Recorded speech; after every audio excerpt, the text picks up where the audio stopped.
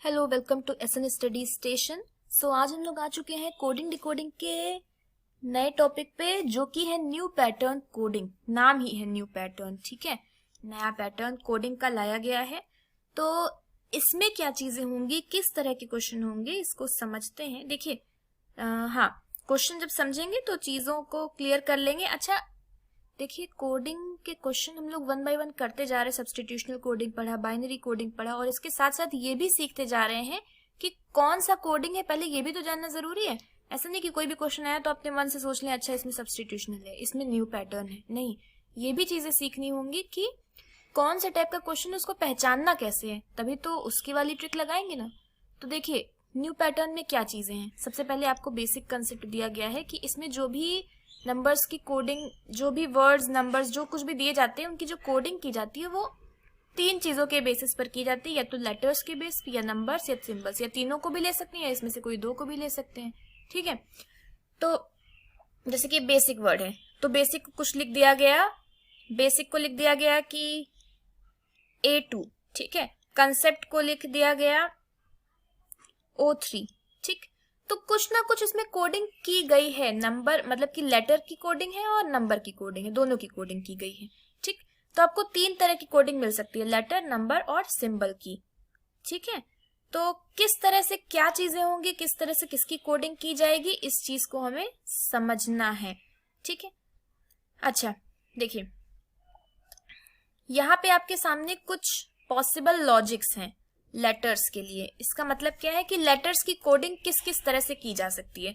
तो लेटर्स की कोडिंग के लिए सबसे पहले तो आपको लेटर्स के अपोजिट और लेटर्स की रैंक बहुत ही अच्छे से याद होनी चाहिए, एकदम जबान पे रटी होनी चाहिए, ठीक है। ये हम लोगों ने फर्स्ट सेशन में ही किया था, रिमेम्बर। सबसे पहले सेशन में ही कोडिंग डिकोडिंग का जब इंट्रोडक्शन सेशन था, तो उसी में हम लोगों ने एक बार इसका रिवीजन कर लिया था। और ये सबसे शुरुआत में भी हम लोगों ने बहुत अच्छे से पढ़ा हुआ है कि कोई भी लेटर आए तो उसका अपोजिट क्या है या फिर उसकी रैंक क्या है, ठीक। तो लेटर्स की कोडिंग की जा सकती है फर्स्ट या लास्ट लेटर से। जैसे कि पॉसिबल है तो पॉसिबल का पी ले लिया गया या फिर ई ले लिया गया। Reverse of first and last letter मतलब कि उन दोनों का अपोजिट। पी का अपोजिट क्या होता है, कानपुर ना, तो पी का अपोजिट होता है के। ई का अपोजिट क्या होता है, लव, LOVE, तो वी होता है। तो इस तरह से भी कोडिंग हो सकती है। अब के और वी पॉसिबल में देखेंगे तो कहीं नहीं है, बट के और वी से भी कोडिंग की जा सकती है। अगर रिवर्स लिया गया तो फिर है second and second last letter, यानी कि O या L ले लिया गया या फिर उनका रिवर्स ले लिया गया, ठीक है। मिडिल लेटर, एकदम बीचों बीच का लेटर। अगर किसी में 7 लेटर है तो उसके एकदम बीचों बीच का लेटर ले लिया गया, या 5 लेटर है तो एकदम बीचों बीच का लेटर ले लिया गया, तो उससे भी कोडिंग की जा सकती है। जिसमें इवन नंबर ऑफ लेटर्स है तो उसमें तो नहीं चलेगा, बट हाँ, जिसमें ऑड नंबर हो तो उसमें बीचों बीच का लेटर्स लिया जा सकता है। वॉवेल और कॉन्सोनेंट्स लिए जा सकते हैं कि एक नंबर, एक उसमें कौन कौन से वॉवेल्स हैं, ठीक है। उसके बेसिस पर कोडिंग की जा सकती है। हाईएस्ट लोवेस्ट लेटर, ठीक है, उसमें सबसे बड़ा लेटर कौन सा है, या हाईएस्ट लोवेस्ट वॉवेल कौन सा है, या हाईएस्ट लोवेस्ट कॉन्सोनेंट कौन सा है। तो इसके लिए आपको लेटर्स के अपोजिट, लेटर्स की रैंक और साथ साथ वॉवेल और कॉन्सोनेंट का अच्छे से नॉलेज होना चाहिए, ठीक है। तभी आप लेटर्स में कुछ ना कुछ लॉजिक लगा सकते हैं। ये हो गए लेटर्स के लॉजिक की बात। अब बात करते हैं नंबर्स के लॉजिक की। नंबर्स के क्या क्या लॉजिक हो सकते हैं। तो नंबर्स के लिए आपको, हाँ, नंबर्स की रैंक मालूम होनी चाहिए। लेटर्स की फॉरवर्ड रैंक और बैकवर्ड रैंक दोनों ही मालूम होने चाहिए। तो फर्स्ट या लास्ट लेटर की फॉरवर्ड रैंक भी ले सकते हैं या फिर उनकी बैकवर्ड रैंक भी ले सकते हैं। जैसे पॉसिबल है तो पी की रैंक क्या होती है, 16 होती है ना। और पी की अगर बैकवर्ड रैंक की बात करें तो पी का अपोजिट क्या होता है, पी का अपोजिट है के, यानी कि पी की बैकवर्ड रैंक 11 होती है। पी की फॉरवर्ड 16 है और पी की बैकवर्ड 11 है। या फिर 27 माइनस 16 करेंगे तो भी 11 मिल जाएगा, है ना। 27 माइनस 16 करेंगे तो भी 11 मिल जाएगा। या फिर इसी तरह से ई का भी ले सकते हैं, ई की फॉरवर्ड रैंक या फिर बैकवर्ड रैंक ले सकते हैं। नंबर्स का लॉजिक एक ये भी हो सकता है कि एक लेटर में कितने लेटर्स हैं, कितने वॉवेल्स हैं। मतलब एक वर्ड में, जैसे कि हमने वर्ड लिया लॉजिक, तो लॉजिक में कितने वॉवेल्स हैं, ओ और आई 2 वॉवेल्स हैं। और कॉन्सोनेंट्स कितने हैं, कॉन्सोनेंट्स 3 हैं। तो अगर 2 या 3 लिखा है तो ये भी हम समझ सकते हैं कि इसमें वॉवेल और कॉन्सोनेंट के लेटर्स लिए गए। या वॉवेल और कॉन्सोनेंट में कुछ जोड़ घटा के या मल्टीप्लाई करके भी लिया जा सकता है, या सबको जोड़ दिया जाए, ठीक है, जितने भी, जैसे कि 2 और 3, यहाँ पे 5 लिख दिया जाए। अच्छा, ये तो नंबर ऑफ लेटर्स हो गए कि इसमें कितने नंबर ऑफ लेटर्स हैं, ये भी कर सकते हैं, ठीक है। या उनकी रैंक को जोड़ सकते हैं। हर एक लेटर की रैंक निकाला, उसको जोड़ दिया। प्रीवियस रैंक ले सकते हैं, पहले या लास्ट लेटर की, या नेक्स्ट रैंक ले सकते हैं, और स्क्वायर और क्यूब भी ले सकते हैं।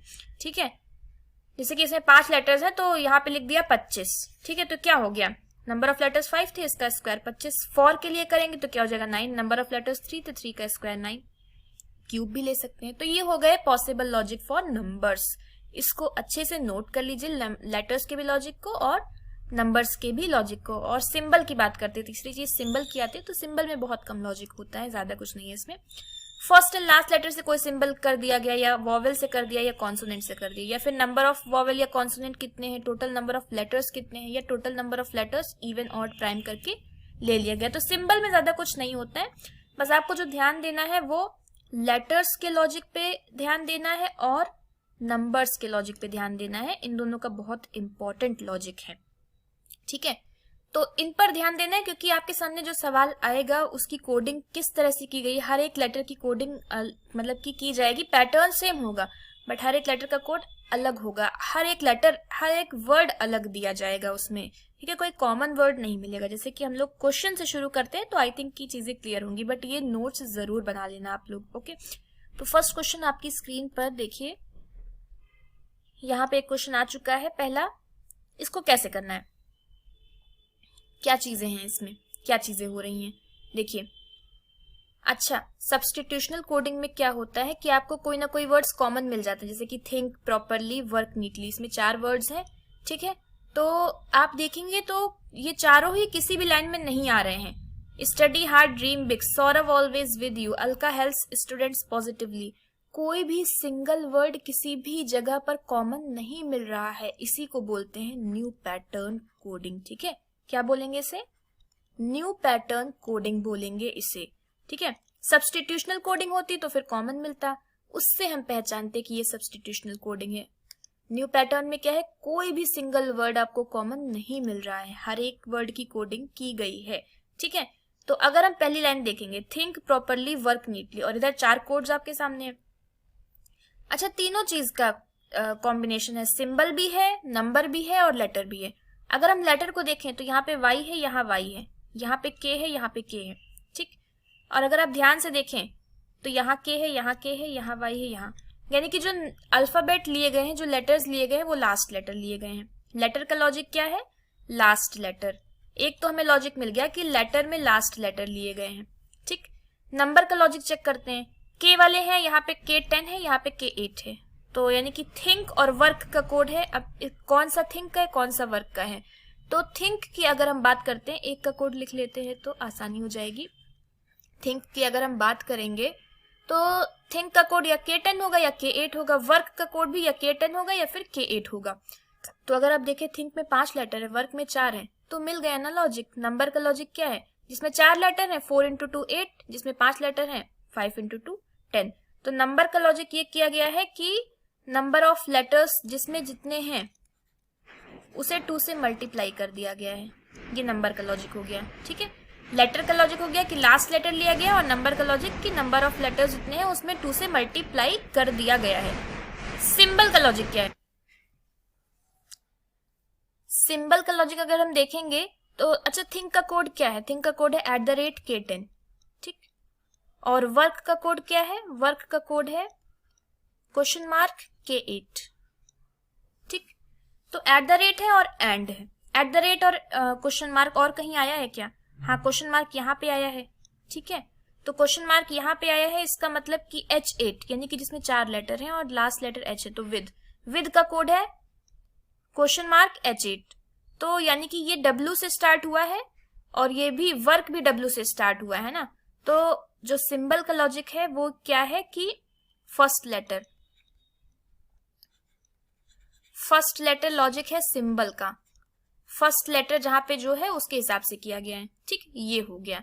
अब आपको क्वेश्चन में पूछा गया है ड्रीम का लॉजिक, तो ड्रीम का लॉजिक के लिए आपको M लेना है, लास्ट लेटर है ना। नंबर क्या होगा, यहाँ पे 5 है ना, ड्रीम में 5 लेटर्स हैं, तो 5 2 10, 10 आ जाएगा, M10 आएगा, और एक सिंबल चाहिए। अच्छा, आपको जो ऑप्शंस दिए हुए हैं तो ABC नहीं होगा, E नहीं होगा, D ही होगा। आपको सिंबल देखने की जरूरत ही नहीं, यहाँ पे शॉर्ट ट्रिक अपनाइए क्या करना है, M10 देखा, M10 और कहीं पर भी नहीं है, और आपको नन ऑफ दीज भी कोई ऑप्शन नहीं दिख रहा है, मतलब कि इन चारों में से कोई भी नहीं होगा, ऐसा भी कोई ऑप्शन नहीं दिख रहा है। तो M10 जहां दिख गया बस उसी के साथ हमें और कुछ देखने की जरूरत ही नहीं पड़ी, बस सीधे डी ऑप्शन मार्क कर दिया। लॉजिक समझ में आया? क्या लॉजिक है इसमें? लेटर का लॉजिक है कि लास्ट लेटर लिया गया, नंबर का लॉजिक है कि नंबर ऑफ लेटर्स जितने हैं उसमें 2 से मल्टीप्लाई कर दिया गया, और सिंबल का फर्स्ट लेटर। आगे चलते हैं, अगला सवाल। यही सेम सवाल है, बस इसमें आपको वर्ड्स चेंज कर दिए गए हैं कि कोडिंग अलग अलग का पूछा गया। अच्छा, इसमें सौरभ का कोड पूछा गया, तो सौरभ तो इसमें दिया हुआ है ना, तो ये तो बहुत ही आसान है। वी वाला कोड होगा सौरभ का, तो वी वाला यही है, तो सौरभ का कोड है #V12। ऑप्शन नंबर ई के साथ जाएंगे, बिल्कुल आसान था।